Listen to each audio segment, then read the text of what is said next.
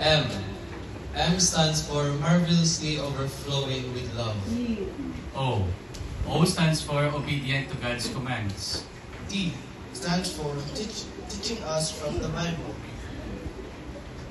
H stands for helping us in all things. E stands for encouraging her children.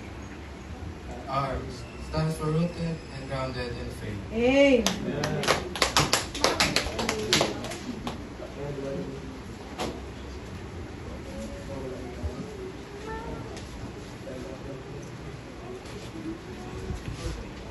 Amen.